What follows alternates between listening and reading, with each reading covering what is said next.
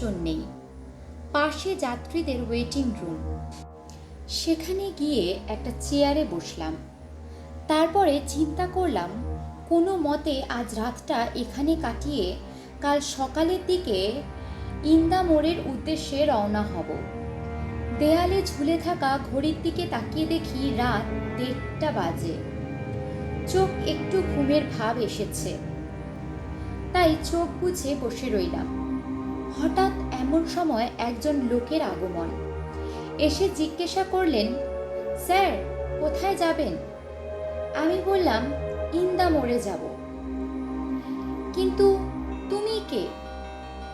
উনি বললেন, আমার নাম রহিম, এই এলাকায় ভ্যান চালক। আমি বললাম, ও তাই নাকি? আচ্ছা, তুমি কি ইন্দা মোড়ের দিকে যাবে? তখন রহিম বলল, হ্যাঁ যাব স্যার, চলুন না। মনে মনে চিন্তা করলাম, কষ্ট করে স্টেশনে রাত কাটানোর চেয়ে গন্তব্যে চলে যাওয়াই ভালো। তাই ব্যাগটা হাতে নিয়ে রহিমকে বললাম, চলো। কিন্তু ভ্যান গাড়ির সামনে এসে দেখি আগে থেকেই একজন লোক তার উপরে বসে আছে। লোকটার সমস্ত শরীর চাদর দিয়ে ঢাকা, চেহারাটা একদমই দেখা যাচ্ছে না। আমি কোনো কথা না বলে তার পাশে গিয়ে বসলাম। তারপর রহিম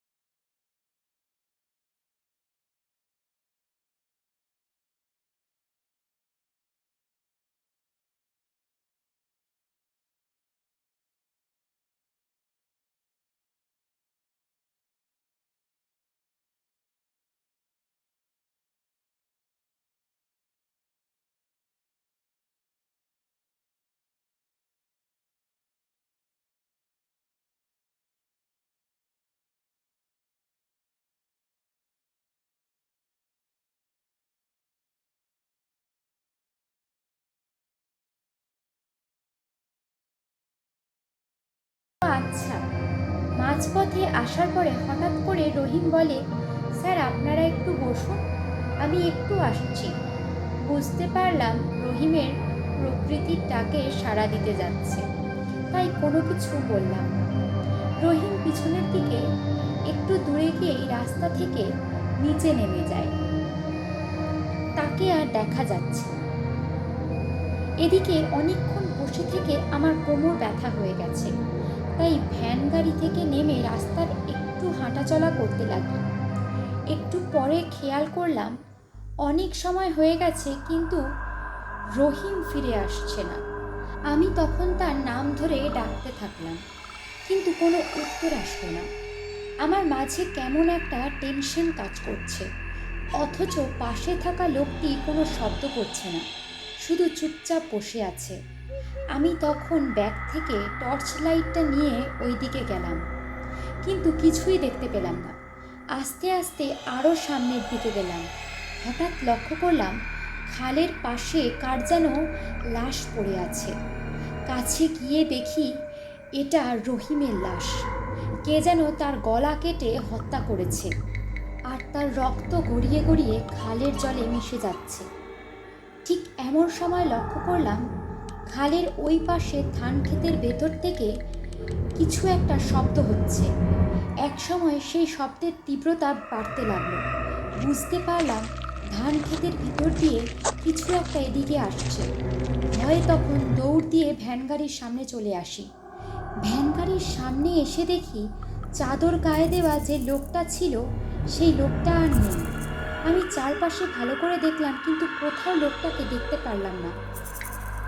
হঠাৎ লক্ষ্য করলাম দূর থেকে কতগুলো কুকুর শব্দ করতে করতে এদিকে আসছে। কুকুরগুলোকে কুকুরগুলোকে দেখে ভয়ে আমি দ্রুত ভ্যানের উপরে উঠে বসলাম। কুকুরগুলো ভ্যান গাড়ির সামনে এসে কান্নার সুরে ডাকতে শুরু করলো। মনে হচ্ছে কুকুরগুলো কিছু একটা দেখে ভয় পেয়েছে, তাই ওই দিকে এক দৃষ্টিতে তাকিয়ে রইলাম। এমন সময় খেয়াল করলাম ওই দিকে নিচের জমি থেকে কেউ একজন রাস্তার উপরে উঠে আসছে। সেই লোকটিকে দেখে কুকুরগুলো তার দিকে দৌড় দিল। আমি তখনই কি করব বুঝে উঠতে পারছিলাম না। চিন্তা করলাম ভাগ্যে যা থাকুক, ব্যাগটা নিয়ে সামনের দিকে দৌড় দিই। তাই ব্যাগটা হাতে নিলাম আর একটা দৌড় দিলাম। কিছু দূরে আসার পরে খেয়াল করলাম সামনে কেউ একজন হেঁটে যাচ্ছে। দ্রুত তার কাছে গেলাম। কাছে গিয়ে দেখি উনি আমার পাশে বসার সেই লোকটি সামনে দিয়ে হেঁটে যাচ্ছে। লোকটাকে দেখে মনে কিছুটা সাহস পেলাম। তাকে বলি, ভাই আপনি হেঁটে চলে আসলেন? ওইদিকে কে যেন রহিমকে খুন করে পালিয়েছে। লোকটি তখন বলে, কি বলছেন ভাই? আমি এই প্রথম লোকটির গলার আওয়াজ শুনতে পেলাম, কিন্তু আওয়াজটি কেমন যেন অতি পরিচিত মনে হচ্ছে। মনের মধ্যে তাই একটু খটকা লাগলো। লোকটিকে তখন বললাম, ভাই অনেকক্ষণ আমরা একসাথে আসছি, কিন্তু এখনো পর্যন্ত আপনার চেহারাটা দেখিনি। আপনার মুখে চাদরটা একটু সরাবেন? আমার কথা শেষ হবার পরে লোকটা তার মুখ থেকে চাদরটা সরালেন। চেহারা দেখে আমি হতবাক হয়ে গেলাম। এ তো দেখি রহিম, কিন্তু মৃত মানুষ জীবিত হবেন কিভাবে? ভয়ে তখন আমার মুখ থেকে আর কোনো শব্দ বের হচ্ছিল না। এক সময় মনে হচ্ছিল শরীরটা কেমন যেন দুর্বল হয়ে আসছে আর আমি জ্ঞান হারাতে যাচ্ছি। তারপর আর কিছু মনে নেই। হুঁশ আসার পরে দেখি আমি আমার মামা বাড়ির বিছানাতে শুয়ে আছি। আমার মামা এবং মামি, তার পরিবার চারপাশে বসে আছে, আর কেউ একজন আমার মাথায় জল ঢালছে। একটু পরে সুস্থ হয়ে সব ঘটনা তাদেরকে খুলে বলি। ঘটনা শুনে তারা সবাই অবাক, কারণ রহিম ড্রাইভার গত 3 দিন ধরে নিখোঁজ। আর রহিম আমার মামার বাড়ির পাড়াতেই থাকে। সাথে সাথে আমার মামা গিয়ে রহিমের পরিবারকে খবর দেয় এবং রহিমের পরিবার পুলিশ সাথে নিয়ে আমার মামার বাড়ির সকলে মিলে আমরা সেই স্থানে আবার যাই। গিয়ে দেখি সত্যি সত্যি সেখানে রহিমের লাশ পড়ে আছে এবং সেটি 3 দিনের জরাজীর্ণ লাশ।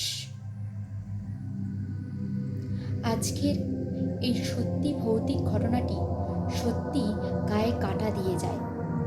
আপনাদের কেমন লাগলো অবশ্যই আমাকে কমেন্টে জানাবেন। আর ভালো লাগলে চ্যানেলটিকে সাবস্ক্রাইব করে দেবেন, আর পাশে থাকা বেল আইকনটি ক্লিক করতে কিন্তু একদম ভুলবেন না।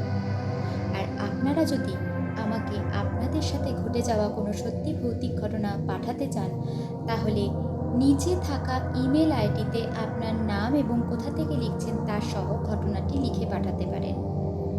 এছাড়াও আমাদের ফেসবুক পেজ ভৌতিক জোন, সেখানেও আপনারা ইনবক্সে আপনাদের নাম এবং কোথা থেকে লিখছেন তার সহ ঘটনাটি লিখে পাঠাতে পারেন। এখনের মতন এখানেই বিদায় নিচ্ছি বন্ধুরা। আবার চলে আসবো খুব শীঘ্রই নতুন কোনো ভৌতিক সত্যি ঘটনা নিয়ে। ততক্ষণের জন্য বিদায় বন্ধুরা।